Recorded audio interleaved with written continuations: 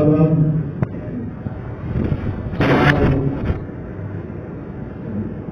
اس مطالعے میں ہمارے حکومت اور دارالعلوم اسلامیہ عربیہ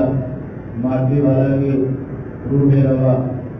استاد حدیث اور مولوی حضرت افضل مولانا اقبال صاحب تنکاروی دامت برکاتہم کو دعوت دیتے ہیں کہ وہ تشریف لا کر اپنی مفید نتائج سے اور رہبری سے نوازے وتفضل مشکور ہو.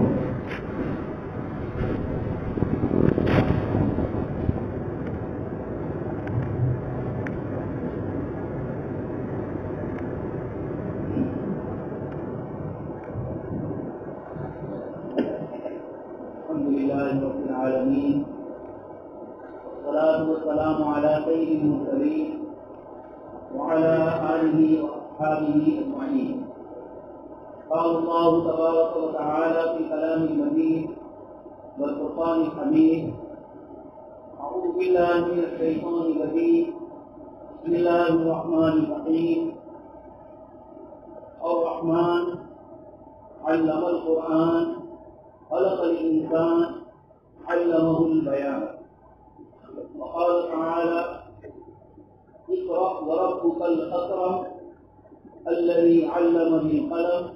علم الإنسان ما لم يعلم وقال تعالى نون والقلم وما يسطرون وقال النبي صلى الله عليه وسلم إن من البيان للسحر صدق الله العظيم صدق رسوله النبي الكريم ونحن على ذلك من الشاهدين والشاكرين والحمد لله رب العالمين. محترم و مکرم صدر جلسہ شیخ الحدیث حضرت مفتی صاحب دامت برکاتہم العالیہ، ہم سب کے روح روا حضرت قبلہ محتمین صاحب دامت برکاتہم،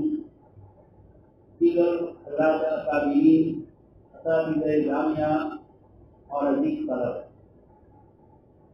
اللہ تبارک و تعالیٰ کا شکر ہے کہ آج اس نے ہمیں اپنے دین حنیف کی خدمت اور دین اسلام کے لیے اپنے قلم کے ذریعے، اپنی تحریرات، اپنے فکر کے ذریعے کچھ باتیں سیکھنے اور کچھ باتیں بیان کرنے کے لیے موقع عنایت فرمائے. عزیز طلبہ، اللہ تبارک و تعالیٰ کا کسی بندے پر کوئی بڑا احسان ہے تو وہ احسان ہے جو آپ کے سامنے میں نے قرآن کریم کی آیتیں پڑھی. پہلی آیت میں اللہ تبارک و تعالیٰ نے ذکر فرمایا الرحمن علم القرآن، علم، اور وہ بھی قرآن کریم کا علم اللہ تبارک و تعالیٰ کی شان رحمانیت کا ہی متقاضی ہے. اسی کی شان رحمانیت کی کہ جس کی بنیاد پر اللہ پاک نے قرآن کریم کے علم سے ہمیں نوازا. علمہ البیان، قرآن کریم کے الفاظ سے بھی نوازا اور قرآن کریم کے معانی اور مطالب سیکھنے اور سکھانے کے لیے بھی اللہ پاک نے منتخب کیا. اس پہلی آیت میں اللہ تبارک و تعالیٰ نے ہماری زبان کے ذریعے ہم اللہ کے بندوں کو فائدہ پہنچائے،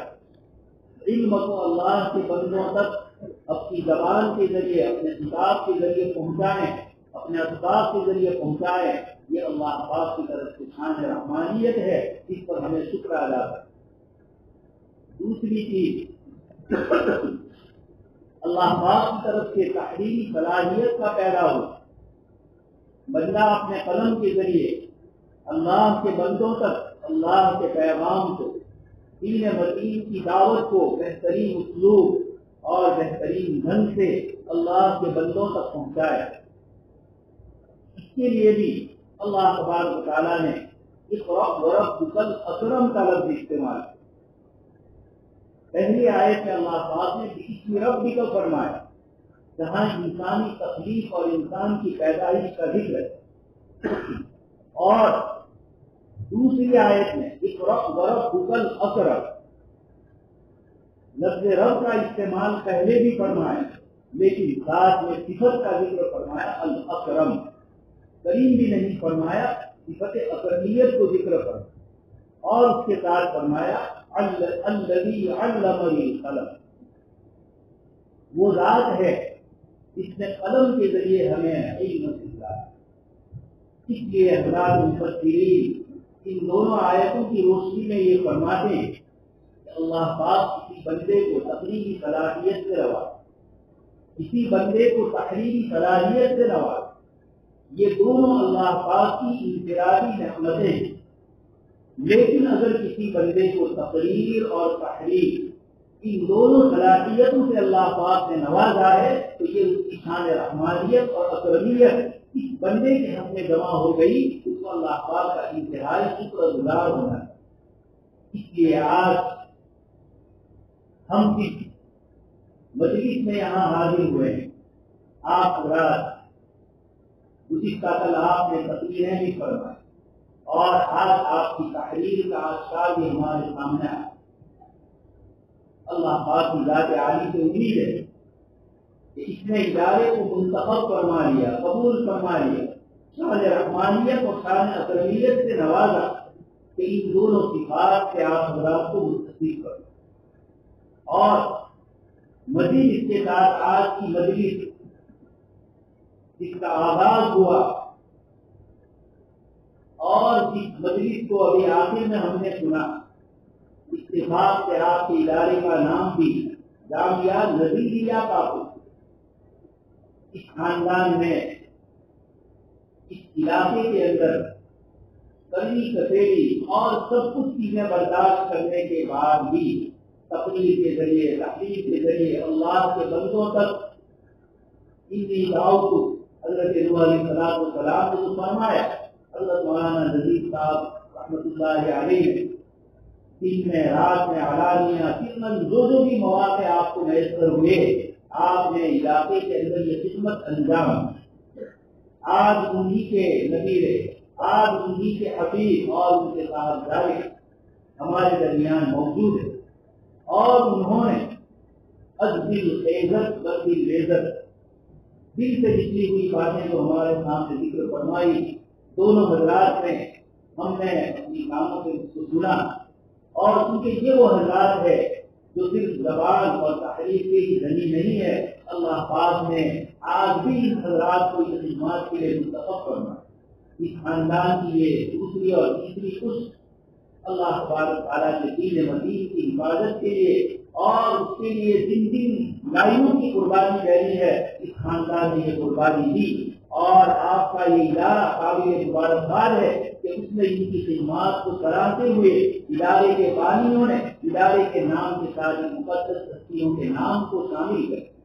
اس لیے ان حضرات کا یہ حق بنتا ہے کہ وہ ہماری اصلاح اور ہماری تربیت کے لیے جو کچھ کمی ہم نے محسوس کر رہے ہیں یا مستقبل کے عزائم کی بنیاد پر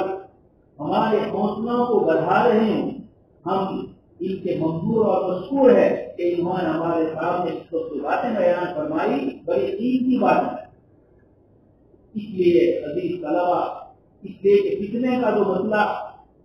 ہمارے سامنے ہے اور اس کی جو بنیاد بتلائی گئی مالیات،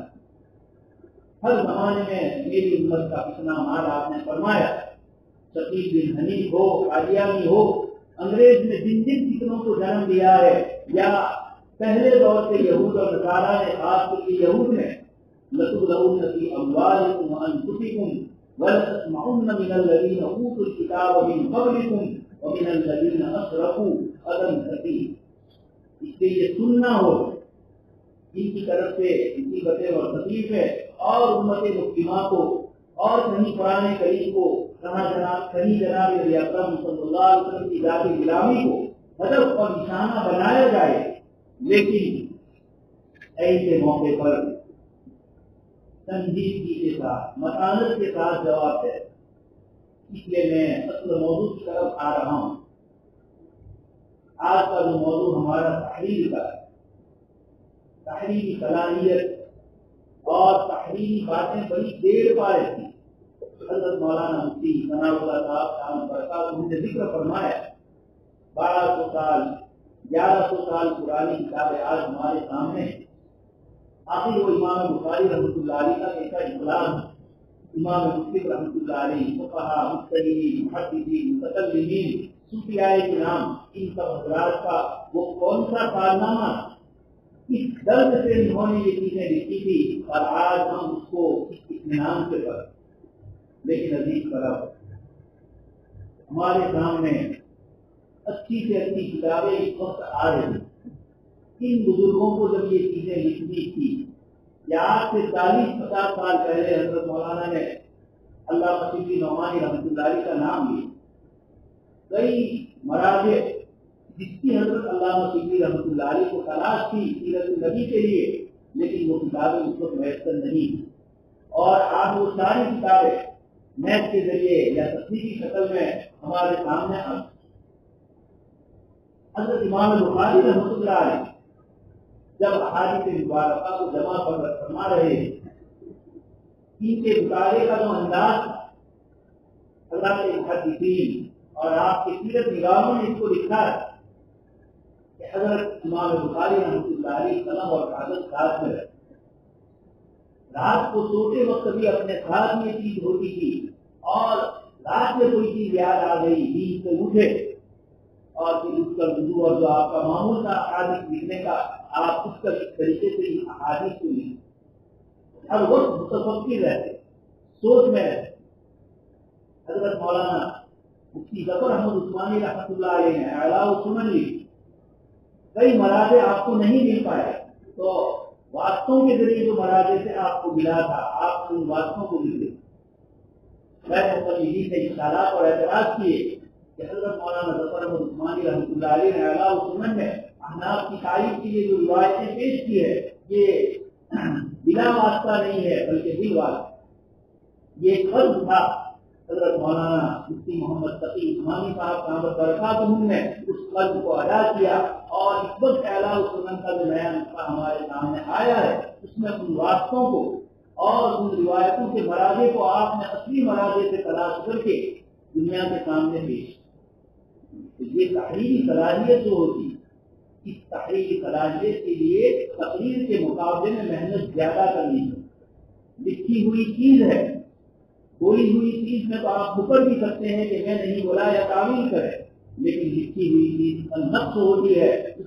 سے آپ کو مفر نہیں ہوتا ہے. اس لیے جب آپ کی تحریر کو لکھیں تو آپ کو اس تحریر کے لکھتے وقت بڑی محنت اور بڑی مظاہرے کرنے ہیں. تحریر کے سلسلے میں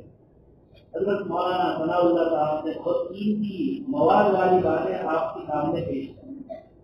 عزیز طلبا، دنیا میں اس وقت تحریر، اس کی اور تقریر، نثر اور نظم، یہ جتنے بھی ذرائع ہیں اطلاع کے دوسروں تک اپنی چیز کو پہنچانے کی، اس میں نثر کو بھی ایک بڑا مقام حاصل ہے اور نظم کو بھی ایک بڑا مقام حاصل. نظم پر تو علماء امت نے پہلے سے اشعار کے ذریعے اور صوفیاء کرام نے اپنے فن نامے لکھ کر شیخ قادری رحمۃ اللہ علیہ، حضرت مولانا جلال الدین رومی رحمۃ اللہ علیہ، ان سب حضرات نے نظم کے انداز کے اندر جو چیزیں لکھی اور ہمارے سامنے پیش. ابھی آپ دیکھ رہے تھے حضرت مولانا عبدالقدوس صاحب قامت برکاتہم صحابہ کرام کی ان اشعار کو ہمارے سامنے پیش کر رہے ہیں اور اس کا اردو ترجمہ بھی اشعار میں پیش کر رہے ہیں. یہ ہم طلبہ عزیز کو اپنی تحریر میں بھی اپنی تقریر میں بھی نثر کا اور نظم دونوں کا خیال ہے. نثر کے سلسلے میں خاص کر کے تحریر کا جب موقع ہو تو یہ تحریر کے سلسلے میں اس وقت بہت ساری کتابیں مارکیٹ میں آ چکی ہے. ہمیں اپنی تحریر کی طرف درست کرنا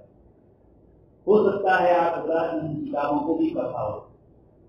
اور ان کتابوں میں مفتی ابو لبابہ صاحب ہے، حضرت مولانا نبیل نذیری صاحب ہے، عرب ملکوں سے عربی زبان میں اور پھر اس کے اردو تراجم کی کئی آتے. اسی طریقے سے علی گڑھ یونیورسٹی، پاکستان کی اسلام آباد کی یونیورسٹی، وہاں کے مقالہ نگار حضرات نے، تحقیق کے شعبے کے حضرات نے مقالے کس طریقے سے لکھے جائیں، تحریر کس طرح لکھی جائے، اس پر بہت تفصیلی کتابیں شائع. ہمیں اس کو بھی پڑھنا ہے اور ان تحریری چیزوں میں اس انداز سے کون سی چیز لکھی ہے. انہوں نے تحریر کی کئی قسمیں لوگوں نے لکھی ہے. صحافت کے میدان میں آپ ہے تو کالم نگاری آپ کس طریقے سے کریں. آپ کا چھوٹا سا مضمون ہے اور اخبار میں چھپ رہا ہے تو اس چھوٹے سے مضمون کے لیے آپ کو کتنی تیاری کر کے کیسے عناوین اختیار کرنا ہے, کیسے جملے اختیار کرنا ہے, پھر وہ عمومی عوام میں جائے گا وہ کرتا تو عوام کے ذہنوں کا خیال کرنا ہے. وہ ایک سیاسی اخبار ہے. آپ کی کوئی علمی بات سیاسی بات سے اتفاقی طور پر جڑ جائے اور آپ کو نشانہ علمی طور پر بنائے. تو تحریری شکل کے اندر صحافتی تحریر ہوتی ہے. اسی طرح افسانہ نگاری ہوتی ہے, ناول نگاری ہوتی ہے, مختلف قسم کی چیزیں ہیں, مضمون نگاری ہے. یہ سب اپنے اپنے اعتبار سے مشکل ہے, لیکن ان میں سب سے زیادہ مشکل ان حضرات کے نزدیک اور عملی زندگی میں بھی سب سے مشکل ہے مقالہ لکھنا.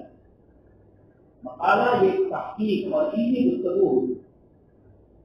چاہے آپ کا مقالہ مختصر ہو, چاہے جو لوگ پی ایچ ڈی کے مقالے لکھتے ہیں, ماجسٹریٹ کے مقالے لکھتے ہیں اور بڑی بڑی یونیورسٹیوں میں, اسلامی یونیورسٹیوں میں حدیث شریف پر کئی مقالے آتے ہیں. اب ان مقالوں میں یہ حضرات کس طریقے سے اس کو ترتیب دے. مثلا ابن رجب حنبلی رحمۃ اللہ علیہ علل حدیث پر ایک رسالہ لکھا, اصل متن کی شرح انہوں نے لی. اس کے اوپر ایک عرب عالم نے دلاسے کے انداز سے 2 جلدوں کے اندر ابن رجب حنبلی رحمۃ اللہ علیہ کے اصول کو تقسیم اور اس میں سب سے جو بنیادی موضوع ہوتا ہے دلاسا کا. تو انہوں نے ابن رجب حنبلی رحمۃ اللہ علیہ کی باتوں کو کس انداز سے نظر. صبح میں ہمارے طالب علموں نے مقاصد شریعت پر شاندار مقالہ پیش. مقاصد شریعت میں علامہ شافعی رحمۃ اللہ علیہ نے الموافقات کی 4 جلدوں میں منتشر طور پر مقاصد لکھے ہیں. دوسری جلد کو خاص مقاصد ہی کے لیے منتخب ہے. لیکن علامہ عبد الرحمن کیلانی کا اور شیخ احمد ریتونی نے, ان دونوں بزرگوں نے نظریۃ المقاصد عند الامام الشافعی اور قواعد المقاصد عند الامام الشافعی دونوں نے ایک ہی مصنف کے ایک ہی موضوع کو بنیاد بنایا, لیکن ایک نے قواعد مقاصد کو بنیاد بنایا اور دوسروں نے امام شافعی رحمۃ اللہ علیہ کے نظریے کو, آپ کی سوچ کو کہ مقاصد پر آپ کی کیا سوچ. ان دونوں بزرگوں نے الگ الگ لکھا, ایک ہی مصنف. آپ کو اس طرح کی کتابوں کو کرنا ہو. موضوع کیونکہ آپ حضرات نے جن موضوعات کو اختیار کیا ہے یہ وہ موضوعات جن سے رات دن صحافتی دنیا میں, تحریری دنیا میں غیروں کے ساتھ مناظرہ اور بحث کے انداز کے اندر رات دن ان مضامین سے مسلمانوں کو ٹالا ہوا. اس لیے بہت بہترین مضامین کا انتخاب میں نے آپ کے حضرت محترم صاحب دعوت برکات کو ممتاز کیا کہ طلبہ عزیز کے مقالات 2 قسم کے.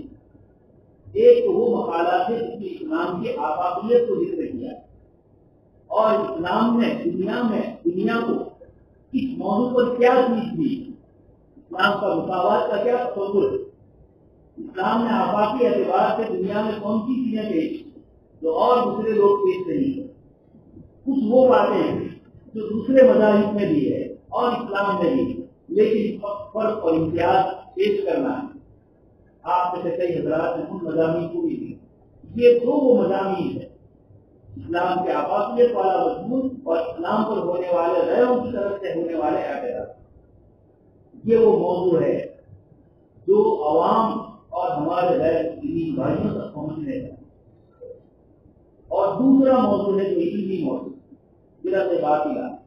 یا کسی ایک فرقے کی طرف سے احادیث مبارکہ میں کچھ گڑبڑ کی گئی. آپ نے احادیث کے دفاع کے سلسلے میں بھی اس کے جواب لکھے, جس کا کل کے مطالعے میں وہ عنوان بھی تھا اور آج بھی حدیث شریف کے عنوان سے مضمون آیا سنت و مکانتها فی التشریع الاسلامی. 2 جلدوں کے اندر عربی زبان میں سب چکی ہے اور جو اس کا اردو ترجمہ پاکستان سے دارالعلوم تعاون سے ہو چکا ہے یا دارالکراچی سے حضرت مولانا ادریس صاحب ملوی. آپ اس کو پڑھیے اور دیکھیے اور اس طریقے سے فن میں کئی علماء کی کتاب. ان حضرات نے مقالے لکھے, ان کے مقالوں کو پڑھا ہے. اسی طرح جو طلبا کتنی ذوق رکھتے ہیں, حضرت مولانا مفتی تقی صاحب دعوت برکات ان کے کتنی بتا اسی مسئلے کو کس انداز سے وہ شروع کرتے ہیں اور شروع کرتے ہوئے تکمیل تک پہنچاتے اس میں جن دلائل سے گفتگو کریں، جس انداز تقاضوں اور انداز تکلم سے آپ سامنے والے کو مخاطب کریں یا جو انداز اختیار کر رہے ہیں، یہ وہ چیزیں ہیں جو ہمیں سیکھی۔ اسی طرح جواہر الفقہ حضرت مولانا مفتی محمد شفیع صاحب رحمۃ اللہ علیہ جدید مسائل ہے، جدید سوالات، پچھلی کتابوں میں اس کا کوئی ذکر ہے، لیکن موضوع بالکل ایسا ہے کہ سمجھ میں ہی نہ آتا۔ سب سے پہلے مسئلہ آیا تھا انشورنس اور اس طرح کے دوسرے عالم مقبل لوگ، یہ سارے مسائل ہیں جس پر حضرت مولانا نے پورے نکالے لیے سوالات آئے۔ اب یہ وہ جوابات ہے جو ظاہر میں پچھلی کتابوں میں صحیح الفاظ میں نہیں ہوئی، لیکن حضرت مولانا نے تمہید کھائی اور انداز سے اپنے مقالے کو ترتیب دیا، سوالات کے جواب بھی ہو گئے اور اس علمی اعتبار سے ہمارے لیے ایک تعلیمی سبق ہے۔ ہم طلبہ عزیز جب مقالے ہم لکھیں تو سب سے پہلے موضوع کا انتخاب ہے۔ آج کے موضوع کو ماشاء اللہ ایسے ہیں کہ وہ موضوع ہی ہے، بہترین موضوع بھی ہے، موضوع بھی ہے۔ اس لیے آج کے اوپر تو میں گفتگو نہیں کرتا، لیکن جب آپ اتنی بار لیکن عرض کروں گا کہ آپ نے جو مقالے لکھے اس کو آپ یہ بات سمجھیے کہ اب اس سے آگے اس سلسلے کا کوئی مضمون میرے اس مضمون کی تاریخ کے لیے یا اس میں مزید کتابیں کی کوئی گنجائش نہیں۔ ساری کتابوں کو میں نے سنبھال دیا، یہ دعوے ہم کر ہی نہیں کرتے۔ وما اوتیتم من العلم الا قلیلا، ساری انسانیت کو کہا گیا ہے تو غریب ہم نے چھوڑا ہے۔ اس لیے آپ اس موضوع کو پھر بنیاد بنائیں اور کیا کمی ہے میرے موضوع، اس کو غور و فکر سے دیکھیں، یا نئے اس سلسلے کے جو مضامین ہیں کتابوں میں، یا آج کل نیٹ پر بہت ساری کتابیں لی جائیں۔ اسی طرح جو موضوع آپ نے منتخب کیے ہیں، ان موضوعات کے سلسلے کی جو کتابیں آپ نے پڑھی، ان کتابوں میں جن موضوعات جن کتابوں کو مراجع کی حیثیت دی ہے، مراجع عقلیہ ہو یا مراجع تابعیہ ہو۔ کبھی ایسا ہوتا ہے کہ آپ کو جس فن میں مقالہ لکھنا ہے، اس فن میں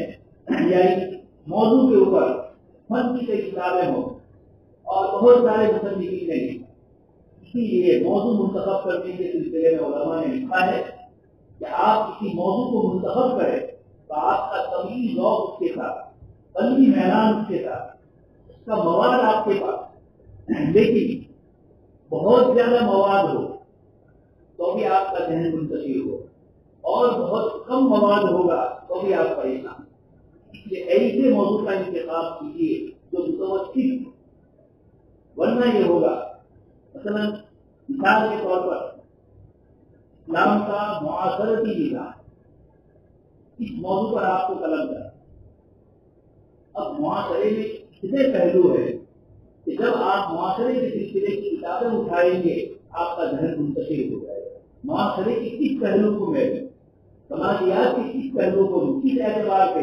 یہ اتنا وسیع و عریض، آپ کو اس کا ایک ذہنی عنوان لینا ہوگا اور اس کے ماتحت آپ کو کام کرنا۔ اسلام کا نکاح کا نظام، اسلام کا طلاق کا نظام، اسلام کا اجزا کا نظام،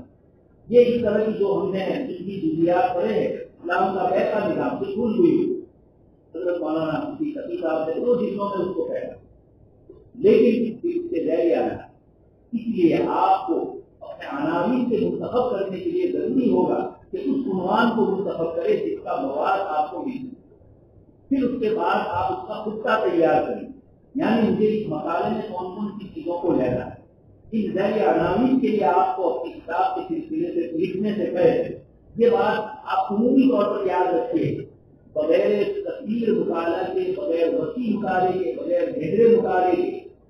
مقالہ لکھنا آسان نہیں۔ علامہ سید سلیمان ندوی رحمۃ اللہ علیہ نے جو مقالات لکھے، جن موضوعات کو آپ نے عنوان بنایا، ان کے لیے آپ کا کہنا ہے ہزاروں صفحات کے بعد چند صفحات آپ لکھیں،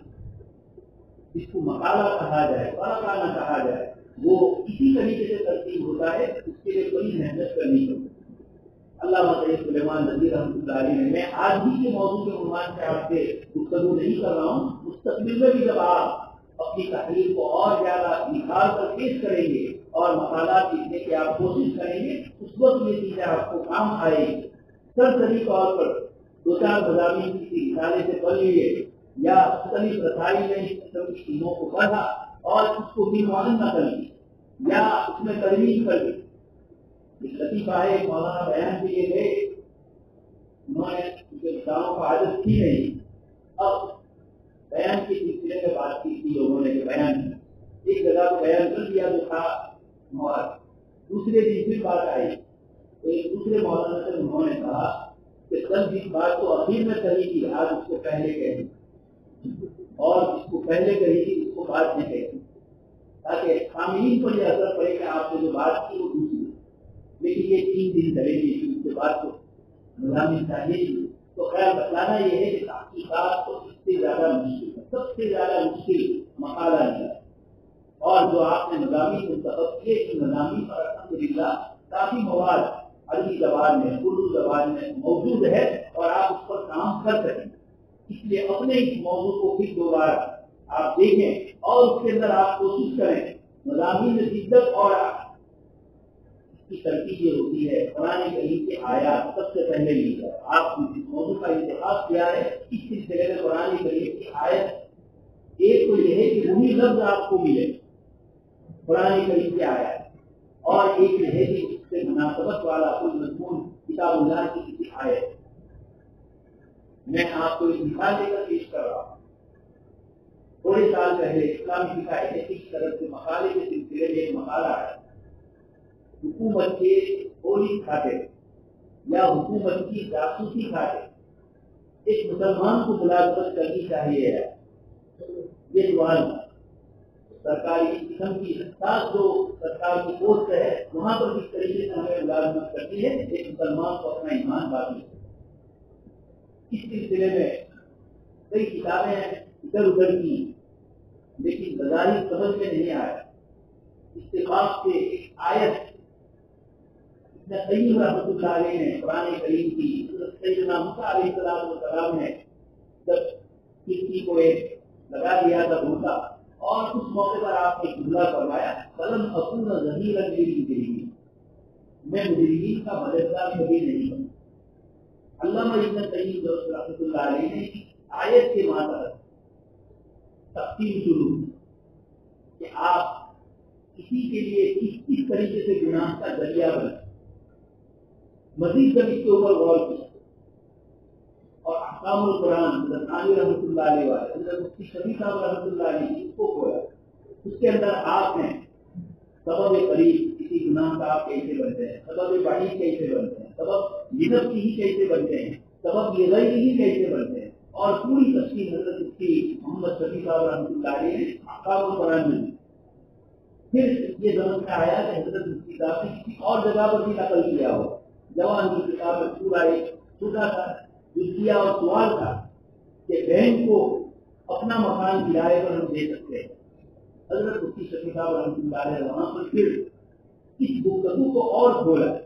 اور مقصود کے حوالے سے امام محمد رحمۃ اللہ علیہ کی عبارت کے حوالے سے کئی الگ الگ امام ابو حنیفہ رحمۃ اللہ علیہ کے یہ ذکر ہیں اور ان جزیات میں آپس میں انتشار اور اختلاف. حضرت شفیع صاحب رحمۃ اللہ علیہ نے یہ کیا جب یہ سبب قریب سبب بعید منت کی لگائی کی تقسیم آپ نے کی اور مقصود کی ان چاروں عبارتوں کو ان چار موضوع کے ساتھ مناسبت کے ساتھ فٹ کیا تو ایسا لگا کہ حضرت امام ابو حنیفہ رحمۃ اللہ علیہ کے ذہن میں جب یہ جواب آپ نے دیا تھا کیا تو اس وقت کہیں سبب قریب اور سبب بعید کا لحاظ کر کے الگ الگ یہ دیا. تو بات یہ کہنا ہے کہ کسی بھی موضوع پر کام کرنے کے لیے محنت کرنی ہوگی. ابھی چند دن پہلے یہ تصویر کا مسئلہ پڑا تو دینک جاگرن والے ہندی کے اندر ایک مضمون چاہے اور بالا کوٹ کے حوالے سے یہ لکھا کہ اس کی تاریخ یہ بتلاتی ہے کہ اس سے پہلے بھی ملک کے ساتھ ان لوگوں نے غداری کی اور غدارانہ قوم نے سب سے پہلا نام جس کا لیا حضرت مولانا سید احمد شہید رحمۃ اللہ, حضرت مولانا اسماعیل شہید رحمۃ اللہ علیہ کا نام اور اندر مضمون میں یہ لکھا حوالہ دیا پاکستان ہی کی کسی مسلمان لڑکی کے کسی تحقیقی مقالے تاریخی مقالہ بالاکوٹ کے سلسلے اس کا حوالہ. وہ کتاب تو نہیں مل پائی انگریزی میں لیکن جب یہ مضمون میں نے پڑھا، ایک دو جگہ سے لوگوں کا فون بھی آیا کہ اس سلسلے کے اندر مضمون کو اور واضح کرتے ہوئے اس کا جواب دیا۔ حضرت مولانا سید علی میاں ندوی رحمۃ اللہ علیہ کی سیرت سید احمد شریف 2 جلدوں میں نے اس میں اس مضمون کو نکالا کہ سید صاحب رحمۃ اللہ علیہ بالاکوٹ گئے، آپ کا پورا فکر حضرت مولانا ابو الحسن علی ندوی رحمۃ اللہ علیہ نے ذکر کیا اور اس دن کے اندر آپ نے یہ لکھا جو یہ سمجھتے ہیں کہ محض انگریز سے مقابلہ کرنے کے لیے حضرت وہاں پہنچے تھے، وہ اس غلط فہمی کا شکار ہے، بلکہ حضرت رحمۃ اللہ علیہ مسلمانوں پر جو حالات ہوئے اور خاص کر کے پنجاب، مشترکہ پنجاب، اور اس میں بھی راجہ رنجیت تھی جو اس وقت کا پورے پنجاب کا راجا، اس کی طرف سے وہاں کے جو مقامی مسلمان تھے ان کے اوپر ظلم اور زیادتی کی جائے، اس بنیاد کے اوپر حضرت نے یہ سمجھا کہ سب سے پہلے علاقے میں پہنچا جائے اور وہاں سے پھر آگے کام کیا۔ بہت سے لوگ سوال کرتے ہیں وہاں کیوں گئے، یہی سوال ریشمی رومال کی تحریک کے سلسلے میں بہت سے لوگ کرتے ہیں کہ شیخ الدین نے وہاں سے کیوں گئے۔ وہ حضرات ان حالات سے گزر رہے تھے، ہم اور آپ حالات کو نہیں جانتے۔ جن انگریزوں کی سازشوں اور ان کی جو عجیب و غریب قسم کی مسلمانوں کے درمیان ایک پوری ٹیم کی جو جاسوسی کر رہی تھی، انگریز نے ان کو جس طریقے سے پھیلایا، یہ بزرگان اسلام ان سب سے واقف، وہ سمجھ رہے تھے کہ ہم جو کام کر رہے ہیں اس کے پیچھے کیا کیا ہمارے پیچھے آدمی لگائے ہوئے ہیں، کس طریقے سے لگائے۔ حضرت مولانا علی میاں ندوی رحمۃ اللہ علیہ نے ان دونوں چیزوں کو ذکر کرا۔ اب ہمارے طلبا سیرت سید احمد شریف کا یہ بنیادی موضوع حضرت مولانا علی میاں ندوی رحمۃ اللہ علیہ کی کتاب اور بھی دوسرے کئی مصنفین اور مزید تحقیق کرنے جائیں تو کئی لائبریریوں میں یہ کتابیں مل اندازہ کسی ایک مضمون کو پڑھ کر ہم جواب دے رہے ہیں، لیکن اگر ہمارے پاس پورا مواد نہیں، پتہ ہمارا پہلی تاریخ کو چل رہا ہے، میں نے مناسب نہیں سمجھا کہ اتنی جلدی کی جائے، مزید مواد تلاش کریں گے اس سلسلے کا، اس سے اطمینان نہیں تھا، جو سوال تھا اس کا جواب پورا کا پورا نہیں۔ اس سے پہلے 2-3 سال پہلے گجراتی میں ایک سفاری میگزین نکلتا ہے، اس کے اوپر ہی لکھا ہوا ہے بدھی ٹیویوں کا، یہ گجراتی کا سب سے ٹاپ لیول کی میگزینوں میں گنا ہے۔ اس نے ٹیپو سلطان رحمۃ اللہ علیہ کے خلاف غلط مضمون لکھا۔ ہم نے پہلے تو ان کے اوپر مضمون لکھا، چھوٹا سا مختصر کہ آپ نے یہ جو لکھا ہے آپ ان کے حوالے اور اصلی مراحل ہمیں بتلائیں۔ آپ نے تو 20 کے واقعوں سے لکھا ہے، لیکن اصلی مراحل کتنے کس سے نقل کیا وہ آپ ہمارے پاس پیش، کوئی جواب نہیں آیا۔ پھر ہم نے اصلی مراحل تلاش کر دی جو غلط مضمون سلطان رحمۃ اللہ علیہ کے خلاف تھا اور ہندوؤں کے اوپر ظلم اور زیادتی کی جو باتیں لکھی گئی تھی، حضرت علامہ صدیقی نعمانی رحمۃ اللہ علیہ اور اسی طرح سید صباح الدین رحمۃ اللہ علیہ، انہوں نے 3 جلدوں کے اندر مسلمان بادشاہوں کی روا ڈالی، ملک میں کیا ہے اس طریقے سے وہ پیش آئے، اس کو پوری تفصیل سے نقل اس میں سے اس پورے مضمون اور اس طریقے سے ایک پارلیمنٹ کے ممبر تھے اور وہ گورنر بھی اڑیسہ کے رہے تھے گاندھی صاحب، انہوں نے پارلیمنٹ میں جو مضمون پیش کیا تھا اس میں یہی سوال بھی آیا اور ان رحمۃ اللہ علیہ کے متعلق تو جواب دیا ہی تھا، ساتھ ہی سلطان کے متعلق بھی انہوں نے اس کا پورا تفصیلی جواب۔ یہ ایسی چیز ہے کہ ایک کے بعد ایک اصلی مراحل فقی مراحل آپ مسلسل محنت کرتے رہیں گے تو یقیناً آپ کے مضامین میں نکھار جائے گا۔ تو ایک تو بات یہ ہے کہ آپ نے جن مضامین کا انتخاب کیا یہ تو اساتذہ کرام کی رہنمائی میں آپ کو مضمون دیا، لیکن جب آپ فارغ ہوئے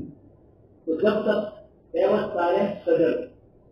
اپنے اساتذہ کرام سے آپ کا ربط مضبوط کرنا چاہیے۔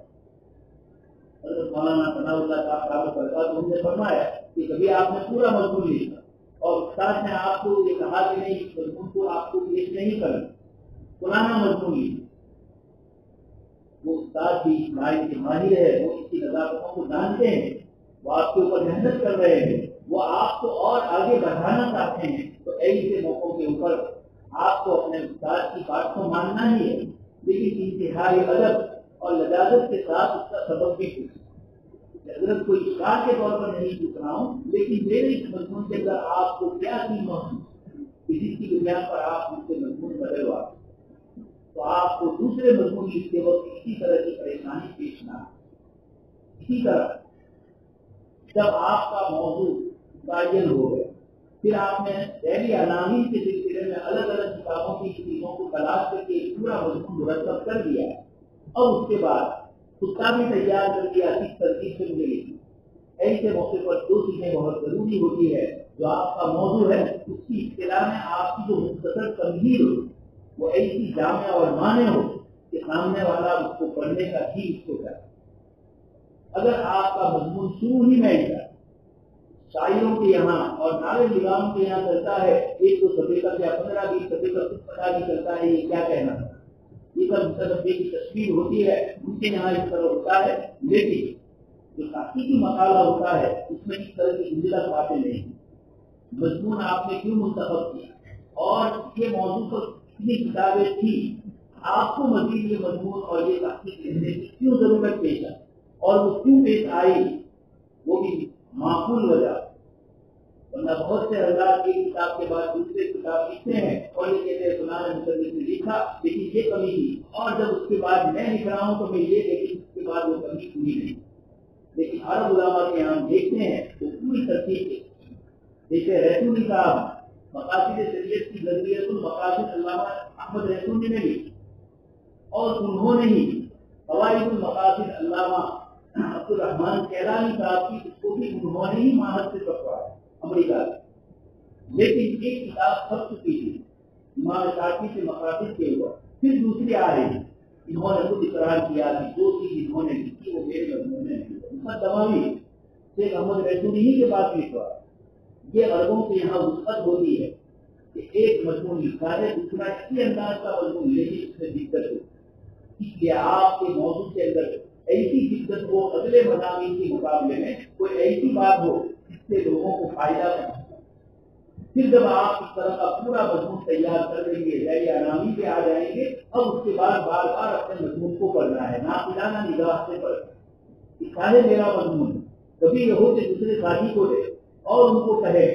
کہ میرا مضمون اوپر اور نسل اور اجنبی بن کر آپ سنیں کہ میرا مضمون نہیں ہے کسی اور کا ہے، اور ناقصانہ نگاہ سے آپ دیکھیں گے سنیں گے تو یقیناً آپ کو اپنے مضمون میں لکھے ہوئے میں کئی غلطیوں کا احساس ہے۔ اس لیے یہ پہلا موقع ہے، لیکن آپ حضرات نے ماشاء اللہ اس موضوع کے سلسلے میں جو تفصیلی طور پر جو کچھ لکھا، کیونکہ میرے پاس بھی 11 مقالے حضرت محمد صاحب نے پہنچائے، ان مضامین کو میں پڑھ چکا ہوں، اس لیے مجھے بھی احساس ہے کہ آپ حضرات نے جو مقالے پیش کیے ہیں یقیناً ان مقالوں کے پیچھے بھی آپ نے مراجع کا بھی ذکر کیا ہے اور مقالے میں تحقیق کے ساتھ ذیل عناوین بھی پیش کیے ہیں، یقیناً یہ پہلی کاوش اور اس کاوش میں آپ الحمدللہ کامیاب۔ لیکن یہ پہلی کاوش کو ہمارے یہاں جو نمبر ہوتا ہے پہلا اور دوسرا نمبر آپ جانتے ہیں، پہلا اور دوسرا ہونا یہ اضافی ہے، یعنی آج کی مجلس کے حساب سے پہلا نمبر، آج کے اس موقع کے حساب سے پہلا نمبر ہے۔ آئندہ بچپن میں جو ہم نے کتاب پڑھا ہے خرگوش کا اور کچھوے کا، تو ایسا نہ ہو کہ آج تو ہم خرگوش بنے ہوئے ہیں لیکن کل کچھوا بنے میری رفتار میں، ورنہ تو وہی کامیاب ہو گیا کچھوا۔ تو ایسا نہ ہو کہ ہم یہ سمجھ لیں کہ ہم کامل ہو گئے، کسی کو اپنی غلطی کا دوسرے کے سامنے پیش کر کے اپنے آپ کو چھوٹا بتلانا یہ نہ ہو۔ دوسری بات، یہ جو مضامین آپ حضرات نے منتخب کیے یقیناً دوست اور بزرگوں، یہ وہ مضامین ہے جو مستشرقین کے اعتراضات کا نشانہ بنے ہوئے ہیں، اس لیے آپ یہ سوچیے کہ مزید اور چیزیں بھی، جیسے گوشت خوری کے معاملے کے اندر صبح میں ایک طالب علم نے مقالہ آنند کی ولبھ بھائی ودیا نگر کالج میں 1 لاکھ سے زیادہ بچے پڑھتے، اس میں 2,500 مسلمان بچے پڑھتے، ان بچوں میں کچھ ہمارے دعوت و تبلیغ سے منسلک طلباء، یہ مختلف جگہوں کے ہیں، احمد آباد کے، سورت کے، بلکار کے، یہ حضرات 1 سال 2 سال میں میرے پاس آتے ہیں اور یہ بتلاتے ہیں، طلباء بدلتے رہتے ہیں۔ اس وقت ہماری کالج میں سب سے زیادہ اسلام کے اوپر ہونے والے اعتراض کے متعلق کون سے اعتراض کو ہمارے پروفیسران یا جو میرین ہے پروفیسران یہ اس موضوع کو پیش کیا، اسی میں انہوں نے مجھے بتایا کہ سب سے زیادہ جو ان کی توجہ ہے یہ گوشت کے سلسلے، تو آپ اس سلسلے کے اندر قرآن کریم کی آیات کو پڑھیں۔ حضرت مولانا عبد الکریم فارغ صاحب رحمۃ اللہ علیہ نے ناگپور میں RSS کے مرکز میں جا کر انہی کی دعوت کے اوپر ایک بیان مختصر سا آپ نے دیا، حرمت علیکم المیتۃ والدم ولحم الخنزیر وما اہل به لغیر اللہ۔ اس آیت کو پڑھ کر آپ نے سب سے پہلے بتایا کہ مسلمانوں کے یہاں کون کون سے جانور کن کن حالات میں حلال جانور میں بھی یہ ساری شہری جو قرآن نے ذکر کی حلال جانوروں ہی کی ذکر کی، لیکن وہ مترک کیا ہے اور گرا پڑا ہے، منتی ہے تو سینگ لگایا ہوا ہے، موقوفہ ہے، گرا ہے، یہ اس طرح کی جو آیات ہے ان سب کی روشنی میں آپ نے فرمایا کہ یہ سب کا سب کو جائز ہے۔ پھر جو جواز ہے اس کے لیے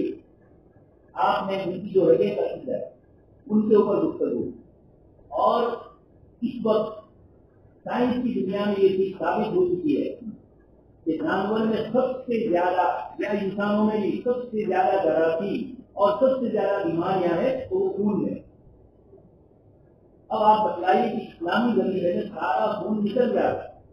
اس کے گوشت میں نہیں رہتا۔ ہمارے طلبا میں شاید کچھ ہو جو کبوتر کو پکڑتے ہوں اور تپاس کرتے ہوں، اگر پکڑ لیا ہے 5-10 منٹ رکھیں گے تو کیا ہوگا؟ اس کا خون اندر سے تو ہوگا۔ اب آپ اس کے گوشت کو کھائیں گے تو وہ چیز نہیں رہے گی جو بالکل پکڑتے ہی پہلے دبا کر لیا۔ یہ خون کا کرایہ ہے، تو خون کا مادہ جسم کے اندر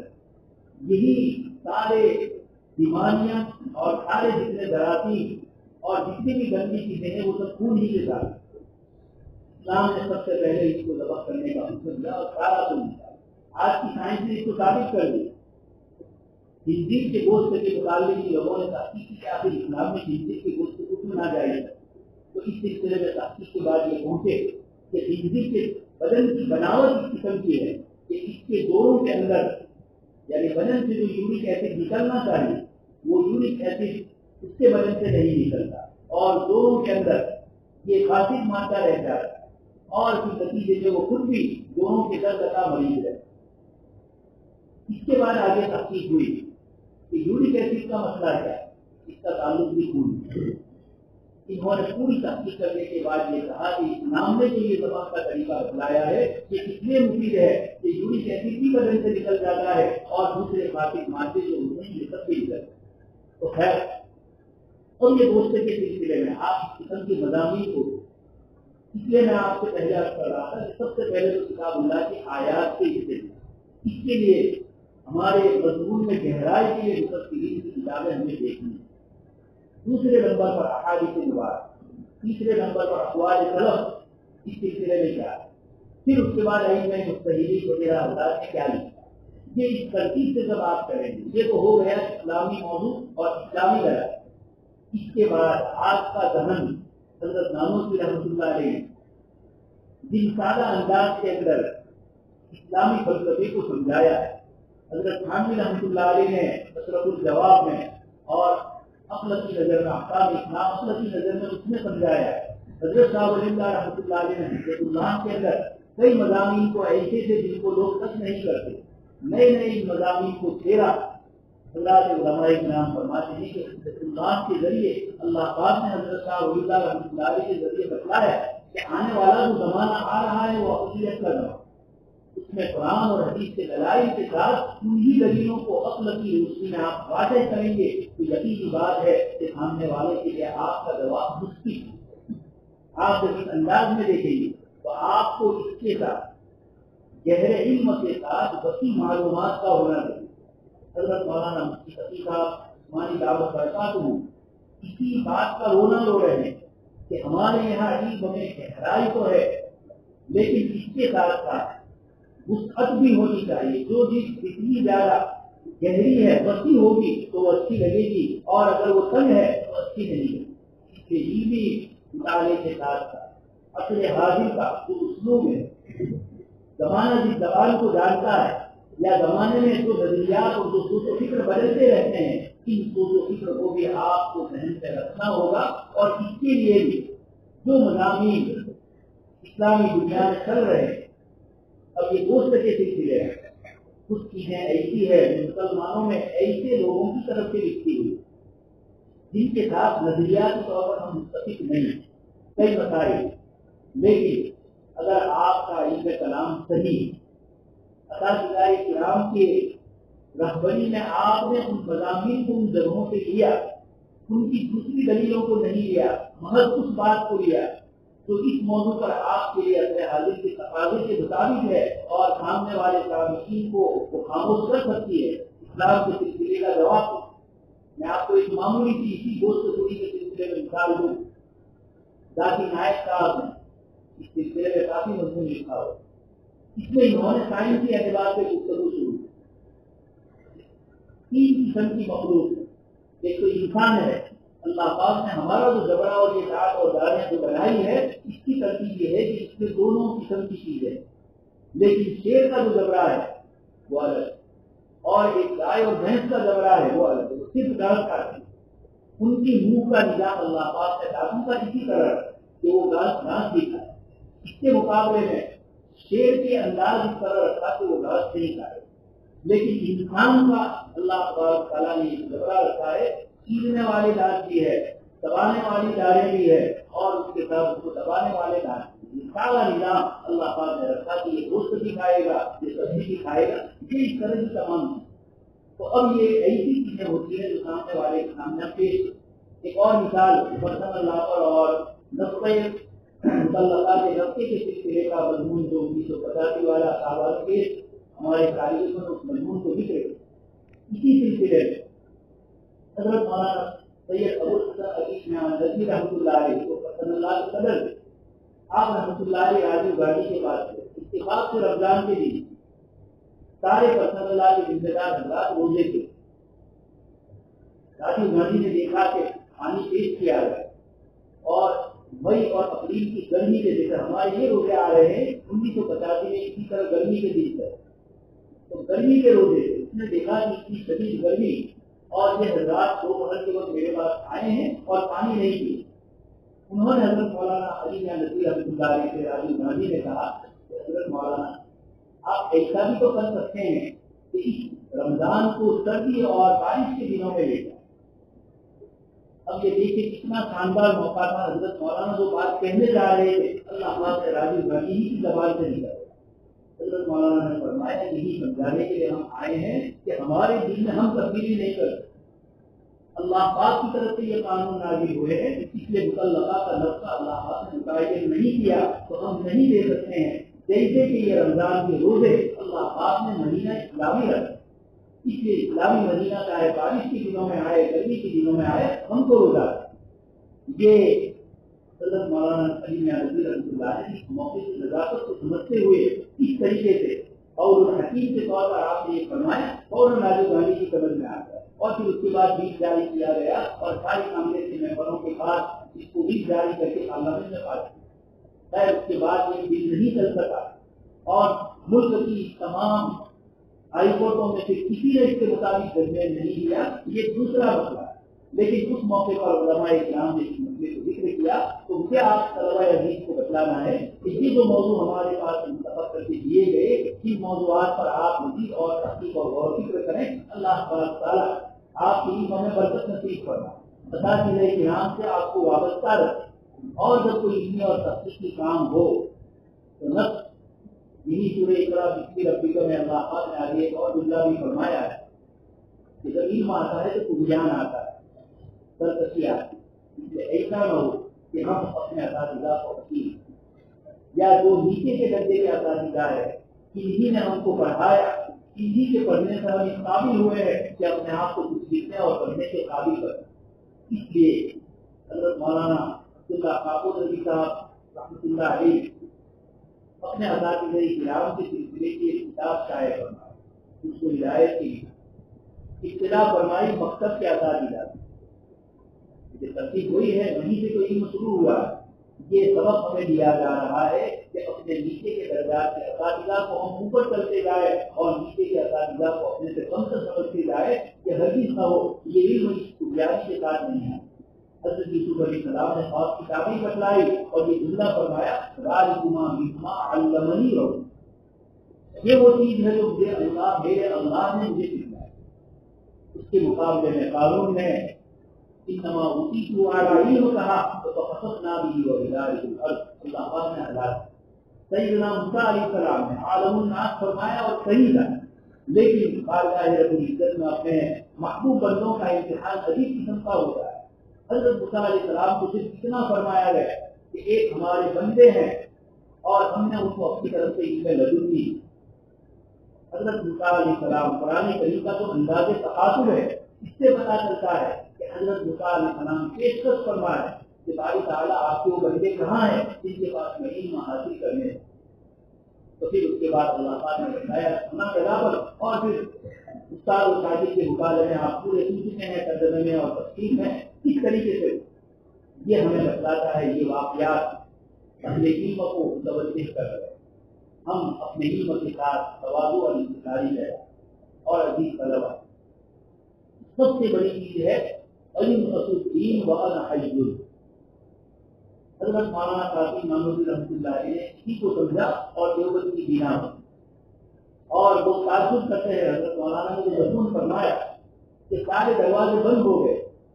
حضرت مولانا قاسم نانوتوی رحمۃ اللہ علیہ نے ایک ایسا طریقہ شروع کیا جس کا تصور نہیں ہوتا اور اصول حد تک آنا تعارف چلانے کے لیے وہاں اصول ذکر فرمایا. تفسیر کرنا چندے کی کثرت کا لفظ عوام الناس سے اصول کیے جائے. جب عرب علماء بعد میں دیوبند آئے ان کو تعجب ہوا کہ اتنے بڑے ادارے آپ کو پورا ہندوستان میں جو نیٹ ورک چلایا غیر منتخب ہندوستان میں مدارس کا یہ کیسے چل رہا ہے.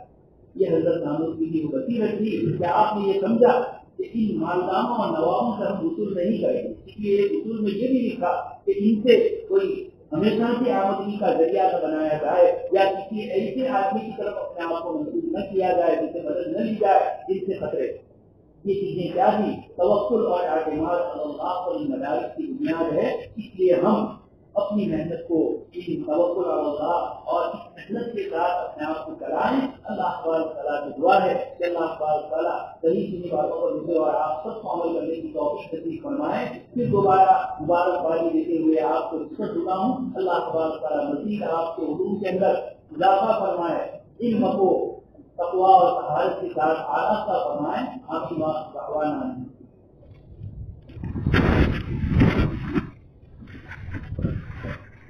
حضرت رسول صلی اللہ علیہ وسلم کو دعوت دیتا ہوں کہ وہ خود کو بات پیش کرنا ہے.